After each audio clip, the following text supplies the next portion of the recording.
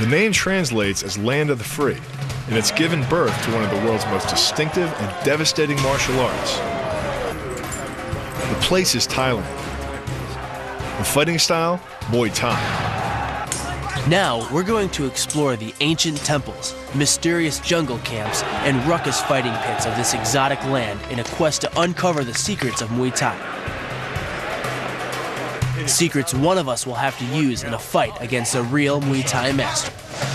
We're in a back alley gym in Bangkok, Thailand. Yeah, Muay Thai is everywhere. We're on a journey to explore the history and the culture of Muay Thai, and we have a lot to learn. Because one of us is going to fight a Muay Thai champion. There are hundreds of distinct fighting styles in the world. They are practiced in every nation and by every people.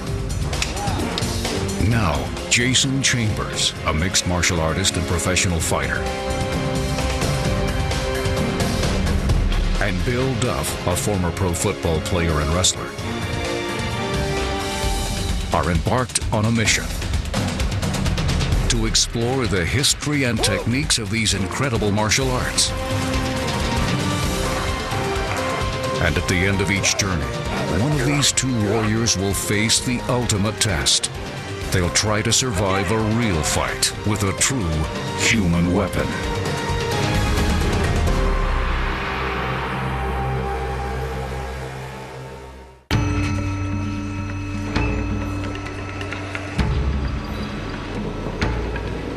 Any journey to explore the world's martial arts should begin here. The place is Bangkok, Thailand. The capital city of what used to be known as the Kingdom of Siam, Bangkok is literally the hottest city in the world. Famous for its Buddhist temples and its sex trade, it's home to tens of thousands of some very tough fighters, all trained in the Thai fighting art, Muay Thai. Known as the science of 8 limbs, Muay Thai uses almost the entire body as a weapon. Trained to use their fists, like Western boxers, Muay Thai fighters also rely on bone-crushing kicks and 2 strikes almost unique to Muay Thai, the knee and the elbow. This combination of attacks makes Muay Thai a uniquely dangerous martial art. Though the history of Muay Thai is said to date back more than 2,000 years, the first record of this unique Thai fighting style comes from a 700-year-old scroll called the Chiang Mai Annals. According to the annals, in 1411, 2 Thai princes fought each other in a Muay Thai match for the throne of Siam.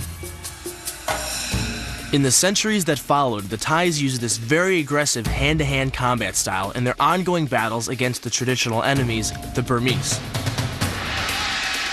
That same fighting style, Muay Thai, is still a vital part of Thai culture. There are over 65,000 professional fighters in Thailand. To put that in perspective, there are just over 2,900 professional boxers in the entire U.S. Most Muay Thai fighters begin training as young as 6. Many train 5 to 6 hours a day, 6 days a week, and start fighting professionally as young as 8. And all that work and training is dedicated to one mission, to fight here in Lumpini Stadium. So we're here at Lumpini Stadium at the Mecca of Muay Thai. This is the place that everyone aspires to come.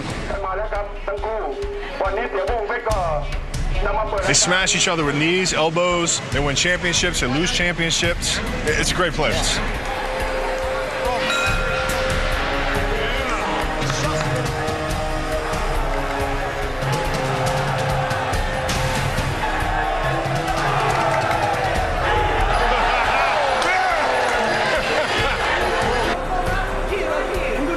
This is like human cockfighting. You've got chain link fences, sheet metal roofs. There's no air conditioning in here. The guys are fighting in 90-degree weather. It's pouring rain and some spots are leaking. Overall, this is a very, very, very intense situation. You come here to this stadium, blood flies on you. These guys demolish each other. It's about hurting the other guy as bad as you can. These guys aren't human weapons. Everything on their body, they just smash against each other. It's intimidating, it really is. Fighters must be at least 15 to compete in Lumpini, and they can win anywhere between $150 to $250 for a typical fight, and up to $2,500 for a championship. It may not seem like much money for the kind of punishment they take, but when you consider that $250 is about what a Thai factory worker makes in a month, it makes more sense. Though the fights are brutal, according to David Farrell, a foreign fighter training in Bangkok, we should have seen it back in the day. In the old style known as Muay Thai, fighters didn't wear gloves. Instead, they wrapped their hands in a twisted hemp cloth called Muay Kad Chuk. The wrapping protects the fist and leaves wicked cuts. Some fighters even dip their wrapped fist into water to harden the hemp fibers and cause even more damage. But David said the story of dipping their wraps in glass is probably a myth. This is how they actually used to fight? This is how they used to dress, how they used to fight. In the old days, there was no referee, and they would just fight to the finish. No breaks? No, last man standing. There used to be a very high death rate in Muay Thai. With no rounds, no protective gear, and basically no rules, it wasn't surprising to learn that death was not uncommon in the old Muay Thai fights. But that all changed in 1929, when King Rama VII reintroduced the cleaned-up sport of Muay Thai. Even with the advent of modern equipment, like boxing rings, gloves, and mouth guards, the risk of injury is still very high in Muay Thai. As many as 20% of fights end in a knockout. Concussions, broken jaws, and cracked ribs are common.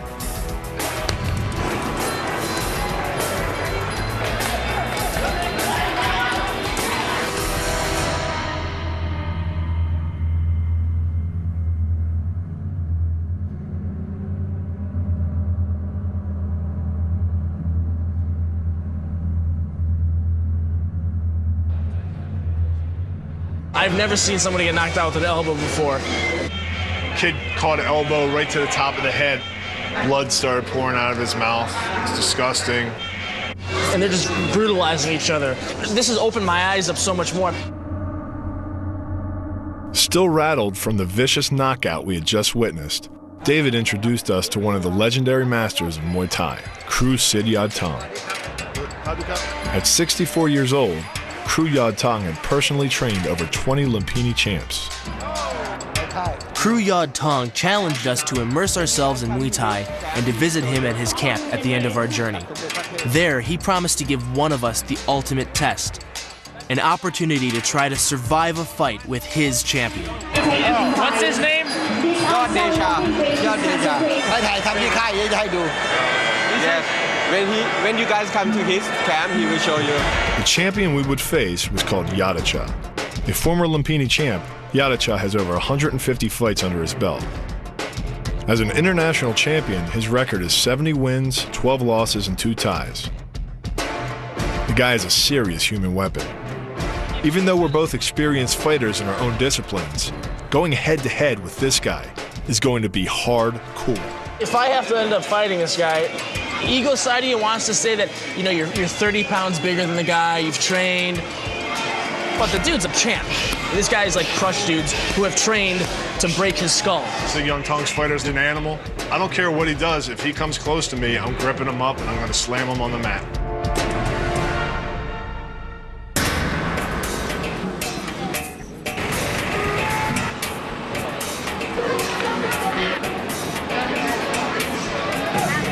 I'll tell you what, we got called out. Kru Yad Tong, he's got someone for us to fight. He's got the equivalent of us fighting Mike frickin' Tyson. Yeah. He's not just someone. This dude crushes skulls, hits people with elbows, throws knees. Jason, we are not ready for this guy. Yeah. We have to train, we have to start now, we have to get through Thailand, find out what Muay Thai is all about. We began at Fairtex Gym, where we met up again with David. Established in 1975, Fairtex has produced over 30 world champions and is famous for turning out some of the hardest kickers in the sport. If we were going to have a chance in the ring, we'd need to master a powerful kick and fast.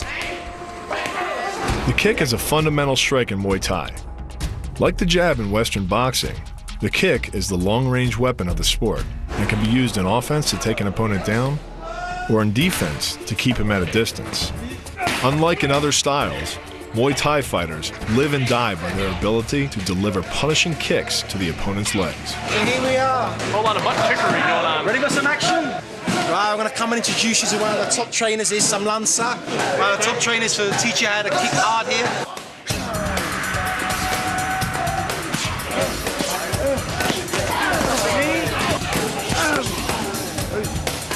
This is a totally new kind of strike for me. Not bad. Not bad, eh? Coming from football and wrestling, where it's a lot of upper body, a kick requires totally different muscles and a lot of technique. This hand here still, your hand's coming over. You've got to protect yourself here. It's a lot to learn. Something else come Hands up. This hand's here, this hand's here. Even though you're attacking, you're still thinking of your defense. There's so much more technical than the States. I came over here thinking, I've boxed for years, that my stuff was tight. And it's totally different. Everything from an inch on your foot to how you turn your hips. Now you're getting it. He likes what you're doing there. This is what we would call back home the power angle kick. Reason being because it generates a lot of power when you're coming in from an angle. The kick's power comes from the torque generated by the rotation of the hips. It's the same principle that cracks a whip. Turning the hips just a few degrees forces the foot to travel a much greater distance and creates a lot of speed as it does. The longer the leg and quicker the rotation, the faster the kick. And unlike karate, Muay Thai fighters are also taught to strike with the hard bone of the shin. A Muay Thai kick can generate roughly the same force as a baseball bat, enough to crack a rib or a leg.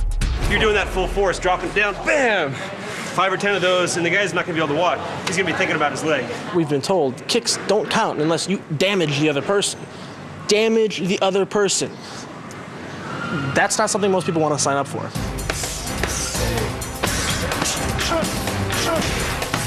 Yeah, about 5,000 more of those, and you'll be doing pretty good. Okay. Better? Perfect. It'll need to be. Our journey to understand Muay Thai has just begun, but already it's clear that we have a long way to go. On our next stop, we'll train with an elite group of Thai soldiers as we prepare to take on a Muay Thai master. For centuries, the Thai people have used Muay Thai to battle their enemies, which is why the Royal Military Academy at Nakhon Nayok still trains every cadet in the basics of this ancient martial art. But we've come to the academy for something special. Since 1960, Nakhon Nayok is the only military school in Thailand that teaches a unique version of Muay Thai called Ladrit. Created by Colonel Wisith Ladrit, Ladrit is taught only to a select group of soldiers and focuses on powerful, accurate strikes, deadly moves that can end a fight in a single blow. Yes, I'm Colonel Supachok. We came all this way to learn about fighting art of Muay Thai. Oh, Muay Thai. Yeah. We want to know Ladrit. Well, can we see some of this? Can you show us a few of the moves? Okay. Yeah.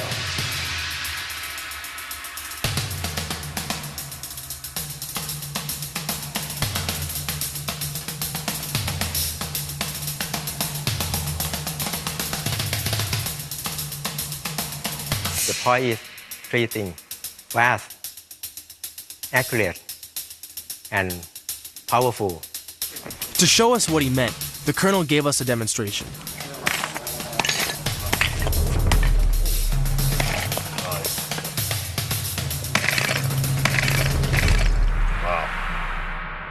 Time for my test. Hit hard? Yeah. Focus through the break. See it break in your head.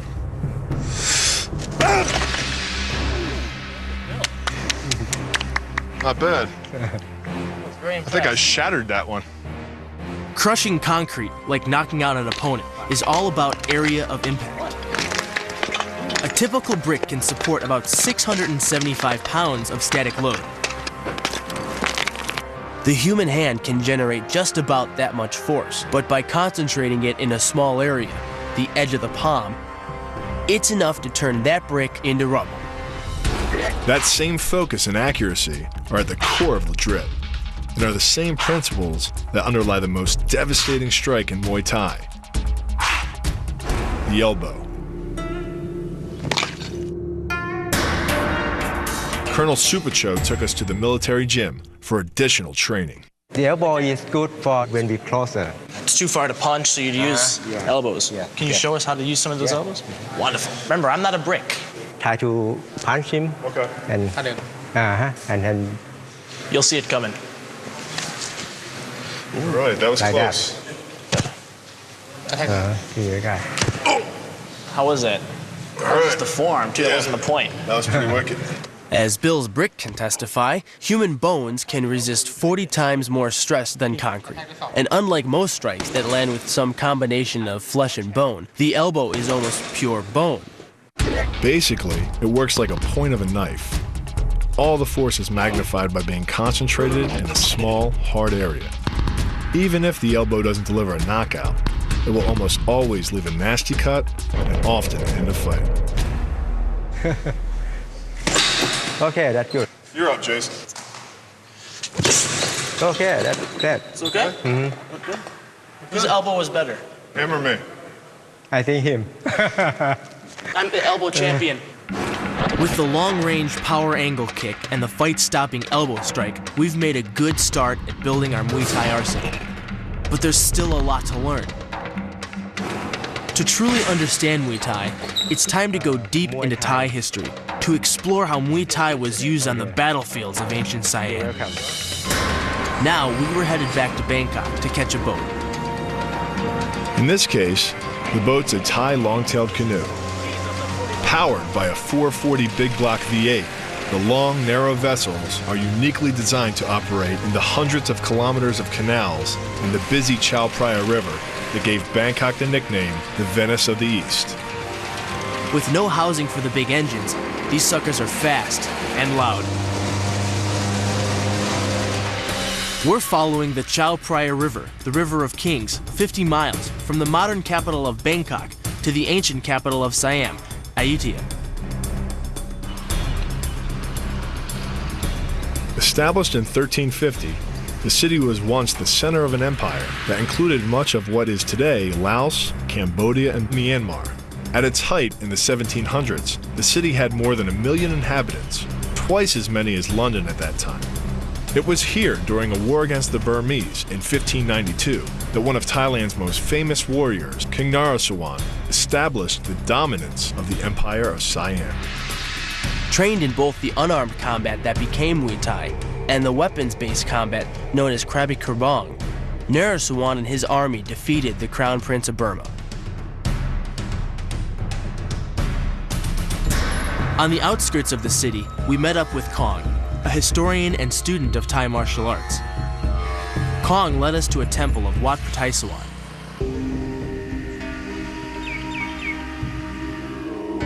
But this is no ordinary Buddhist temple. It also served as a military school for Thai warriors, princes, and kings for hundreds of years. Wat Phra Sawan is a very old temple. It was first built by King Utong, the first king of Ayutthaya, in 1350. Wow. It was in this temple and others like it that the fighting art that came to be known as Muay Thai was formalized. Of course, back then, Muay Thai wasn't just a sport. It was combat training, as outlined in the Chupasart, a warfare manual that was likely produced under King Ramatabodhi II sometime in the early 1500s. And it went hand in hand, or hand in sword, with the weapons training known as Krabi Kerbang. So how does Krabi Kerbang go together with Muay Thai? Krabi Kerbang is the art of using weapons. But in the warfare, if you happen to drop your weapons, you have to use hand-to-hand combat, which is Muay Thai. The basic weapons in the Thai arsenal were the Krabi, or curved sword, often one in each hand, the plong, or staff, the nagao, a bladed staff designed to be used from elephant backs, and the mai sak, a pair of clubs that could be worn on the forearms. I feel like I'm in a really cool Jet Li flick right now. These distinctive weapons helped Thailand repel its enemies for centuries. And each weapon had an analog in the unarmed combat that became Muay Thai. It's so athletic is the one thing that really surprised me. Is I expected to come over and see this cultural dance with swords and stuff, but it's not. These guys are really athletes out in the sun and working hard. Too bad we weren't allowed to bring a sword into the ring. But the school could teach us another move to add to our arsenal. One that works seamlessly with weapons or without. The knee strike. Is there any way that you could show us a Krabi Kerbang move that would translate into helping us with Muay Thai? Oh, yes, of course, yes. The push kick to stop the sword. Okay. Like a teep? Yes, teep, yes. Okay. Everything starts with the defense. Yeah. Because it's very difficult to start with the offense when another person got weapon on hand. Right. Yeah. Oh, there it goes. Wow. Oh, you like that? Yeah. Oh. That's the one I'm gonna do. Oh, really? Yeah. Okay. All right, you take the big one, I'll take the little one. Oh, that ain't gonna. Okay. I'll work with you. He can get his butt kicked by him. You have the sword. I want to work with him. Yeah. And then pull to your knee. Everywhere I look, everywhere I go, they're a lot faster than me. And the move I learned really is going to help me because I need to get a hold of these guys. If they get too slippery on me and too snaky on me, I got to get a hold of them right behind the neck and lace some knees in. Getting in close neutralizes the opponent's weapon advantage. Then, in the clinch, we bring the power of the knee to bear. Unlike the kick, which relies on rotation to create power, the knee gets its power from leverage. Pulling our opponent down as we drive the knee up can deliver up to 2.5 tons of force, enough to lift a car. We're bigger than the average Muay Thai fighter, so I think we're really going to be able to utilize that clinch work and the knees that he was showing and devise a little bit of a game plan now because we were able to see the kicking, the elbows, and now into the clinch and the knees. I'm a little bit nervous, a little stressed, thinking about the guy I got to fight, the Lumpini champion. I'm sure he's as tough as nails, and he probably chews on dirt and spits it out. But, you know, I'm not going to back down from him. Kicks, elbows, knees. But these are only 6 of the 8 limbs. Our next mission is to add a devastating punch to the package. One that could give us a chance in our final challenge in the ring. The clock was running out in our journey. In just a few days, one of us would face a champion in the ring. And even though we were both experienced fighters, we could tell that we were a long way from ready, which is why we've traveled to Lapuri, also called the Monkey City, to learn a unique punch to round out our 8-limbed arsenal. Our destination is a 1,000-year-old temple in the center of town. At the temple, we met a local historian named Samsak Wanakline, who explained Lapuri's connection to Muay Thai. Me and Jason have noticed there's a lot of monkeys here. Can you tell us why? Have you heard about Hanuman before? A little bit. Can you tell us more about Hanuman? Samsak told us that Hanuman is the Hindu monkey god believed to have founded the city of Lapuri. Hanuman also served as the inspiration for a local style of Muay Thai called Muay Thai Lapuri. Is that related to the monkeys here? Yeah, it means boxers in Lapuri can fight as fast as the monkeys. Their movements are very dangerous, the same as Hanuman. Can we learn some of those movements? Yeah. That would really help because we have a fight coming up and these monkeys seem to know what they're doing. Samsak introduced Bill and I to a local Muay Thai master, Kru Pradit Lekfong, who practices a derivative of the Hanuman style. This is the Hanuman style? Yeah, this Hanuman style, the uppercut. The only movement related to Hanuman. Yeah. Okay. Yeah. The move is called Hanuman Tawai Wan, or Hanuman Presents the Ring. Based on a 2,000-year-old Hindu epic called the Ramayana, the move recreates Hanuman's giving of a magical ring to a goddess. It also looks like a good way to knock the crap out of somebody. To execute the move, a defender steps inside and delivers both fists into the underside of his opponent's chin. Look at that, I moved Downhill I went. I'll send you a postcard. That was a good one. That was a really good one. It's not the arms, but the legs that drive our fists. Like a piston, the explosive power of the legs is capable of generating hundreds of pounds of force, all to a very vulnerable area, the soft underside of the opponent's jaw. It's good defensive. You block, you get in, you pound them. It's time to put this into action. It's going to work for you, man. You're going to be really strong in the clinch, that's for sure. Leaving mythology behind, we headed to Saraburi, a gritty factory town in the middle of Thailand's Central Plains, famous for turning out relentless fighters.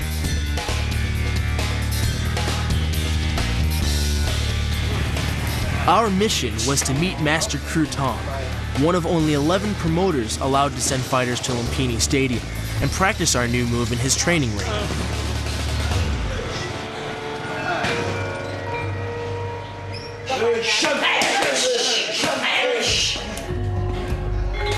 Rural camps like this one in Sowerberry are actually where many of the Muay Thai fighters get their first start. We're lucky enough to be here with rural master Kin Tong, who's going to teach us how to take the Hanuman techniques and use them in the ring. As Master Kru Tong showed us around, we discovered that many of the young fighters he trains are poor kids from the surrounding countryside. For them, Muay Thai is the only way out of this hardcore poverty. But they don't just train at Kru Tong's camp. More than 15 of them live here too. Suddenly, my 2-a-day training in pro football didn't seem so bad. This is where a Pini champion sleeps. No one in America can ever complain again, not to me. He's in about a 12-foot by 10-foot room, cinder blocks, a dilapidated fan with cobwebs. Look where he sleeps. It's not even a bed, it's just a mat. It's just a mat. It's an old With Disney characters on it. But training is motivational. You open your door and the ring is right there. Many fighters begin training as young as 6 or 7 years old and can be seasoned pros by the age of 15. Many fight as often as twice a month, compared to a Western boxer who may fight no more than a few times a year. Due to the physical punishment of a Muay Thai match, most fighters retire by their mid-20s, some having fought as many as 150 fights, compared to about 40 career fights for a boxer. This place is really like a no-frills gym. Yeah, it's about as rural as you can get. Yeah, well, that's good, man. This is pretty hardcore. Inside the ropes, we demonstrate to Master Kru Tong the Hanuman move we had just picked up in Lopburi. Now, we want to know, can we use that here? No. No. ใช้ไม่ชกบนเวทีมวยไทยใช้ไม่ได้เปลี่ยนเป็นใช้โยนเข่าลอย He said it's not really going to work in the ring. The problem is that the move, while powerful, is too slow to use against a serious fighter. And because both fists are involved in the attack, it leaves us dangerously exposed to a counterstrike. Kru Tong adapted our Hanuman move and turned it into a flying knee strike. Oh, I like that much better. It was just the weapon we were looking for. The perfect translation of ancient mythology into a true fighting technique. That is nice. Yeah. Like the Hanuman move, the flying knee relies on the explosive power of the legs. But rather than spread the power of our blow over 2 fists, it concentrates it into the spear point of the knee and combines it with the force of gravity. It's the equivalent of hitting our opponent in the chest with a sledgehammer. This looks like something that you can be able to use a lot more effectively because you can put more body weight behind it, and my knee's a little jacked, so... Well, maybe we should get some gloves on, do a little sparring? All right, yeah, that'd be a good idea.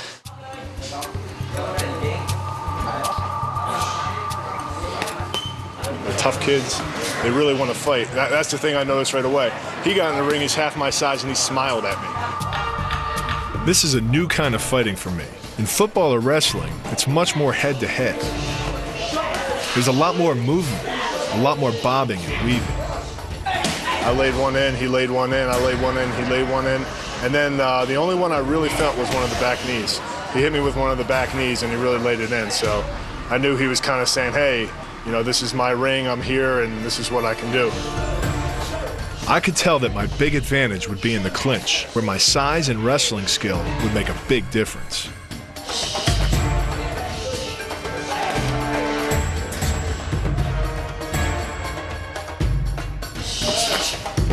Not one of these guys is going to back down. I don't care if they're 12 or 20. They're going to step in and they're going to want to try to take on the big white guy from Jersey. So I'm going to give them everything I got.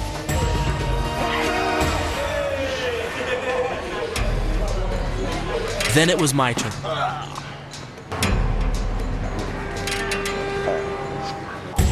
Even in sparring, it's clear this is a different kind of fighting than I'm used to. It's a lot more strategic. Getting inside is going to be key in the big fight. Kept my hands up the whole time. He didn't land one clean shot on my face. A couple knees inside. But all the kicks I was able to kind of catch and get back at him.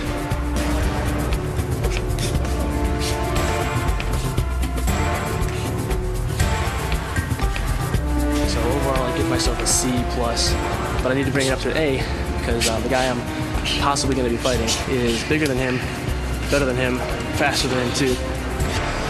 And he's not going to be just tapping me. He's going to be trying to make those knees that connected with this part of my chest connect with the other part of my back.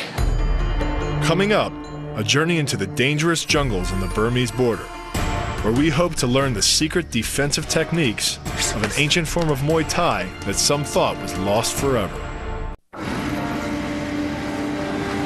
We're headed north, deep into the jungle near the River Kwai on the border with what used to be called Burma but is now Myanmar. This region is second only to Afghanistan when it comes to heroin trade, and gun battles still break out between smugglers and Thai security forces. But we were on our way to the camp of Kru Prang, master of a secretive form of Muay Thai called Chaya.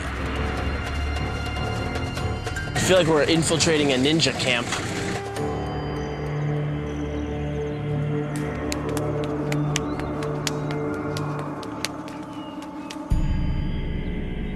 Thailand is 95% Buddhist, so we weren't surprised when Kru Prang welcomed us to his camp with a traditional Buddhist ceremony.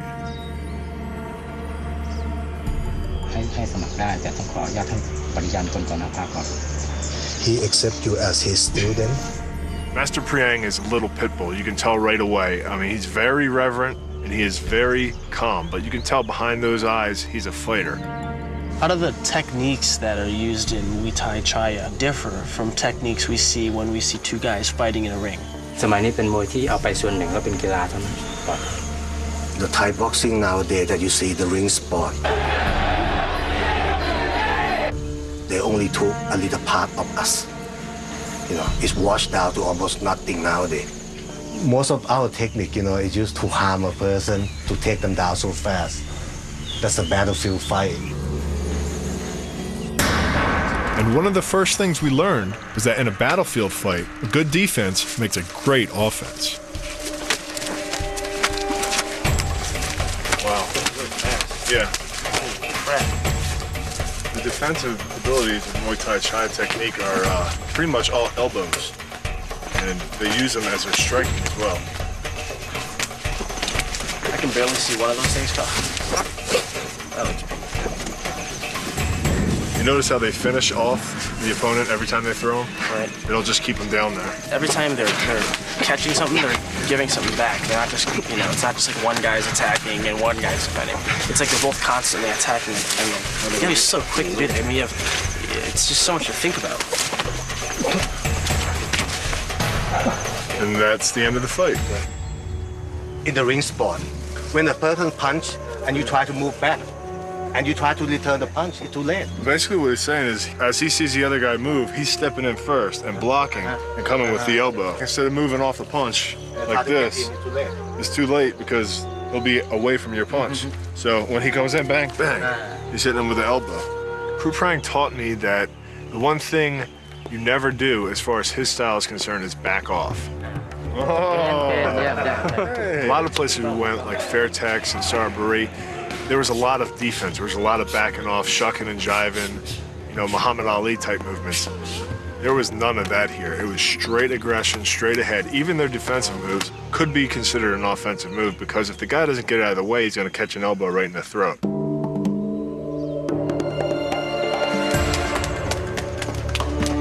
But normally, each strike we would block with elbow.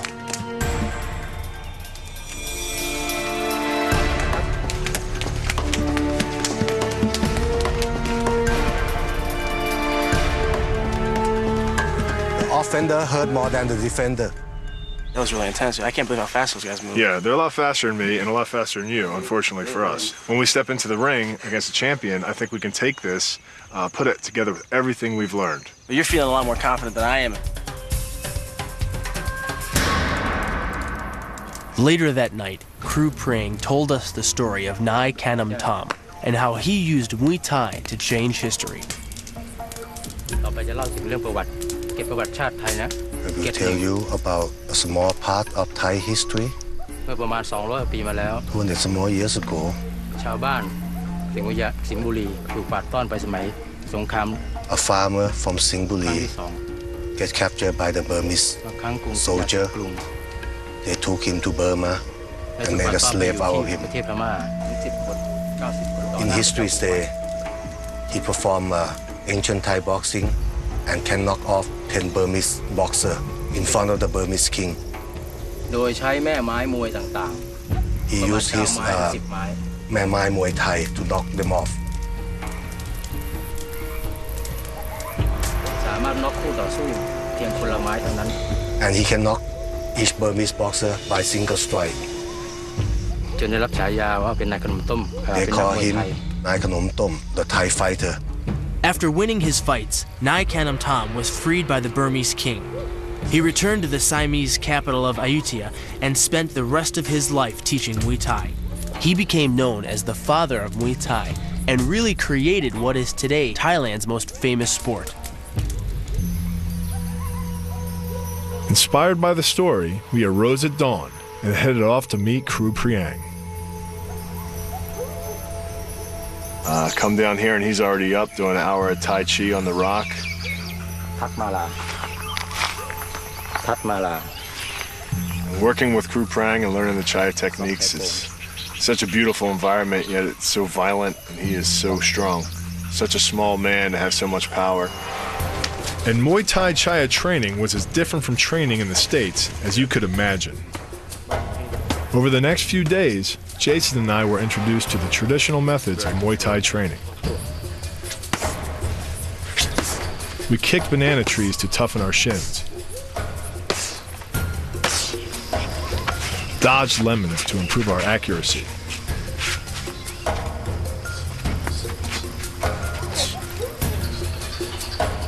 chopped leech-infested waters to avoid blinking, and practiced meditation to clear our minds.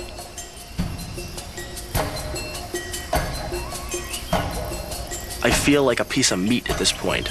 I've been beaten and prodded and bitten by every bug out here. I think I'm learning things and I'll be able to put into use and that are practical.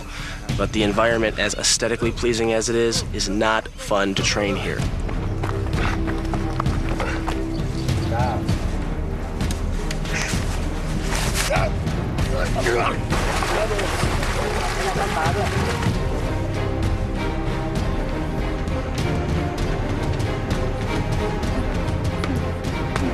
I feel like we've been kind of shopping at grocery stores. We've been kind of picking some of this fruit, some of this, some of that, some of that. And I feel like Master Prang is kind of the cook that's able to congeal everything together.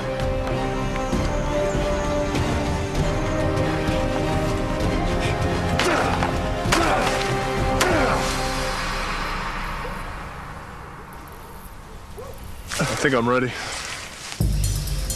And then our jungle training was over. It was time for one of us to put our training to the test. To risk sprains, broken bones, a concussion, maybe even worse. Time for one of us to be chosen to step into the ring with a real human weapon, a Muay Thai champ.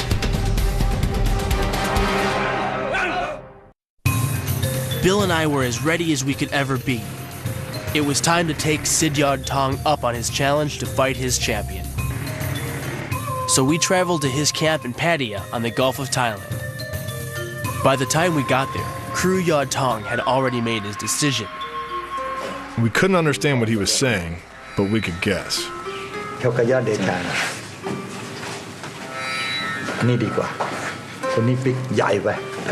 Because I'm twice as big as Yadacha, Kru Tong thought a fight against Jason would be a better match.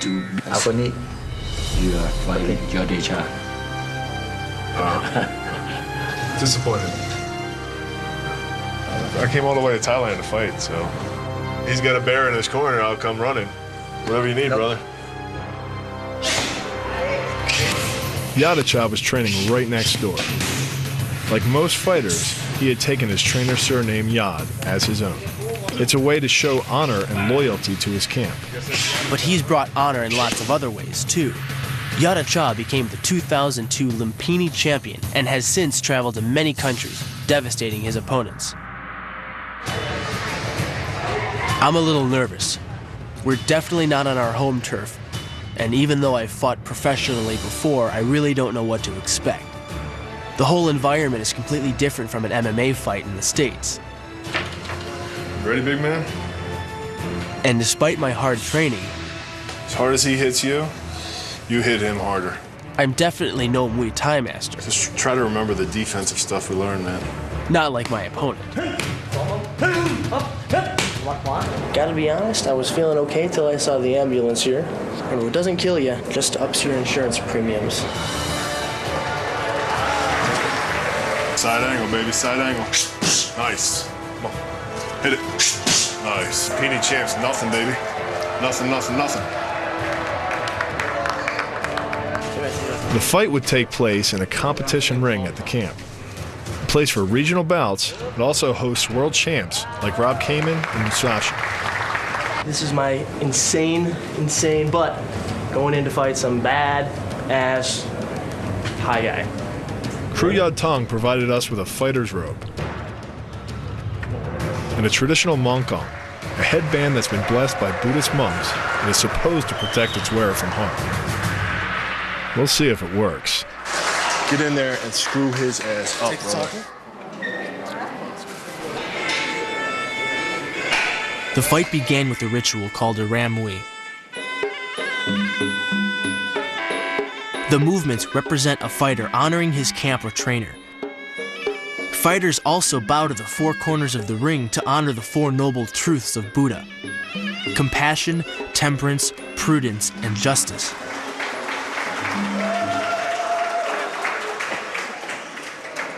Then it was time. Bust him in the chops, man. Every chance you get, he starts throwing hard, you throw harder.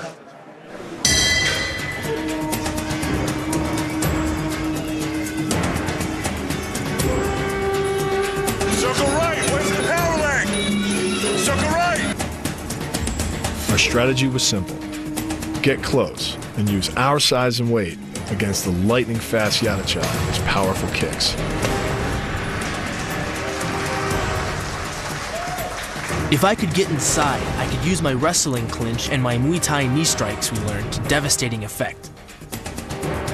But getting inside a guy as quick as Yadacha is easier said than done.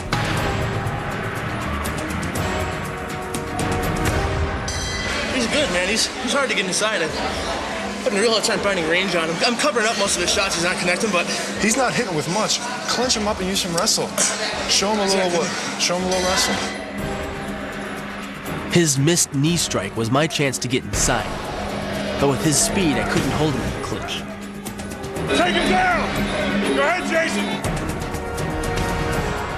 I hoped my spin kick would catch him off balance. It didn't. Yadacha was just too fast.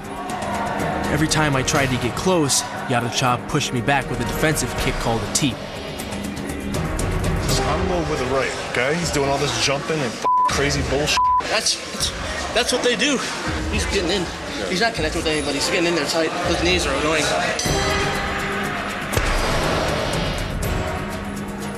There you go, wrestle!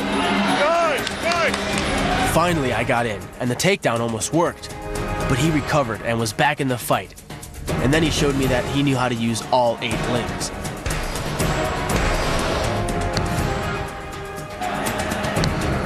It's not an officially sanctioned fight, so the referee will decide the outcome. No surprise.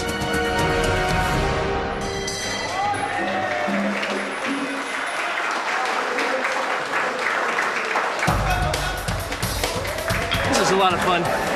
He's really skilled and fast. His shots are really precise. He kicked my butt pretty good. I don't think I'll be fighting him again. So it was fun. I got a couple of bangs and a couple of bruises, but man, that makes you feel alive. When you get hit in the face, have a few nice welts tonight. I love it. What a fight. That guy was amazing. We've seen a lot on our journey through the history and culture of Muay Thai. From the fighting arenas of Bangkok, to ancient temples, to gritty rural gyms. From the special forces to Master Prang's ancient style, we've experienced every aspect of Muay Thai, the science of 8 limbs. Our journey has opened our eyes to how Muay Thai is woven into the history and culture of this amazing country, and how that same history is still alive in Muay Thai. But it's not just the history. The training we've received here is going to stay with us, a critical addition to our arsenal as we continue our quest to become the human weapon.